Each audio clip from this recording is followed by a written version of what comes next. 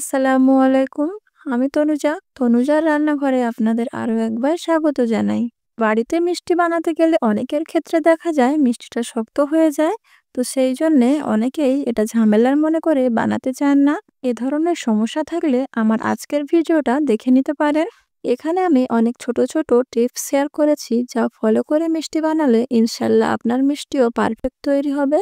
তো চলুন ভিডিওটা শুরু করা যাক। প্রথমে এখানে মেজারমেন্ট কাপের 1 কাপ পরিমাণ গুঁড়ো দুধ নিয়েছি। ওর মধ্যে হাফ চা চামচ বেকিং পাউডার দিয়েছি এবং 1 টেবিল চামচ ঘি দিয়ে দিয়েছি। এরপর হাত দিয়ে ভালো করে মেখে মেখে একটু ময়ান দিয়ে নিতে হবে। যখন দেখবেন এরকম দানা দানা মতো হয়ে গেছে, এই পর্যায়ে একটা রুম টেম্পারেচারে থাকা ডিম নিয়েছি। ডিমের সাদা অংশ এবং কুসুম ভালো করে ফাটিয়ে মিক্স করে নিতে হবে। যখন দেখবেন এরকম মিক্স হয়ে গেছে, এ পর্যায়ে অল্প অল্প করে গুঁড়ো দুধের মধ্যে ডিমের মিশ্রণটা দিয়ে দিতে হবে এবং হাত দিয়ে ডলে ডলে মেখে নিতে হবে। এখানে আমার সবটুকু ডিমের মিশ্রণ লেগে গেছে। ডিমের সাইজ অনুযায়ী নির্ভর করবে কার কতটা ডিমের মিশ্রণ লাগবে। এই মিশ্রণটি আটা ময়দার ডোয়ের মতো বেশিক্ষণ ধরে মাখাতে হবে না। প্রায় 2-2.5 মিনিট মতো হাত দিয়ে ডলে ডলে এভাবে করে মেখে নিলেই এরকম একটা নরম ডো তৈরি হয়ে যাবে। গুঁড়ো দুধের এই মিশ্রণটা শুরুতে একটু নরম থাকলেও 10 মিনিট রেস্টে রেখে দেওয়ার পর এটা শক্ত হয়ে যাবে। ঢাকা দিয়ে 10 মিনিট রেস্টে রেখে দেব। 10 মিনিট পর ফিরে এসেছি। হাতে একটু তেল লাগিয়ে নিয়েছি আর হাত দিয়ে চেপে চেপে দেখাচ্ছি। দেখুন হাতের মধ্যে ডোটা লেগে যায় না, তার মানে ডোটা ভালোভাবে সেট হয়ে গেছে। এবার ওর মধ্যে থেকে ছোট ছোট করে ডো নিয়ে হাতের সাহায্যে এরকম গোল গোল মিষ্টি বানিয়ে নিতে হবে। আপনাদের বোঝার সুবিধার্থে এখানে আমি আর একটা মিষ্টি বানিয়ে দেখিয়ে দিচ্ছি। এভাবে করে আমি সবগুলো মিষ্টি বানিয়ে নেব। রসমালাইগুলো আমি একটু ছোট ছোট করে শেপ দিয়েছি, তাই 1 কাপ গুঁড়ো দুধে প্রায় 30টার মতো রসমালাই তৈরি হয়েছে।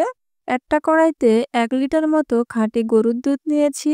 এখানে আমি দুধটা জাল করে রেখে দিয়েছিলাম। এর মধ্যে 3-4টে মুখ ফাটিয়ে নেওয়া এলাচ দিয়ে দিচ্ছি। দুধটা একটু গরম হয়ে গেলে আগে থেকে বানিয়ে রাখা মিষ্টিগুলো দিয়ে দিতে হবে। সবগুলো মিষ্টি এভাবে করে হাতের সাহায্যে ডলে ডলে মিষ্টিগুলো দিয়ে দিতে হবে। মিষ্টিগুলো দেওয়া হয়ে গেলে কোনো রকম চামচ বা খুন্তির সাহায্যে নেড়ে দেওয়া যাবে না। হাত দিয়ে কড়াটা একটু এভাবে করে ঝাঁকিয়ে দিতে হবে। তারপর যখন বলক উঠতে শুরু করবে তখনও একটু ঝাঁকিয়ে দিতে হবে। এখানে একটা ছোট্ট টিপস দিই, চামচ দিয়ে মিষ্টিগুলো নাড়াচাড়া করতে গেলে মিষ্টিগুলো ভেঙে যাবে। তাই একটা চামচ দিয়ে মাঝখানে এভাবে নাড়াচাড়া দিতে হবে এবং দুধ তুলে তুলে চারিপাশে দিতে হবে। এতে করে মিষ্টিগুলো ভালো ফুলবে।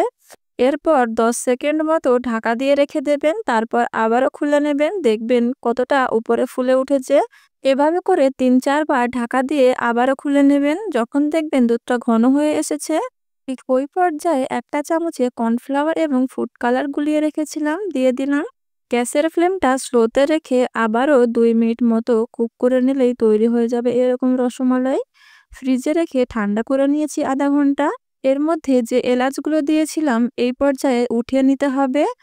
এরপরে রেখে দিলে এলাচের এক্সট্রা গন্ধটা এর মধ্যে চলে আসবে। এবার সার্ভিং ডিশে সার্ভ করে নিচ্ছি। দেখুন কতটা লোভনীয় দেখতে হয়েছে।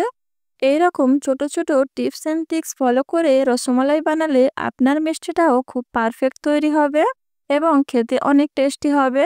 আমার এই রেসিপি আশা করছি আপনাদের খুব ভালো লেগেছে। এ ধরনের আরও রেসিপি পেতে আমার চ্যানেলটিকে সাবস্ক্রাইব করে রাখতে পারেন। যদি ফেসবুক থেকে দেখেন পেজটিকে ফলো দিয়ে রাখতে পারেন। আল্লাহ হাফেজ। আসসালামু আলাইকুম।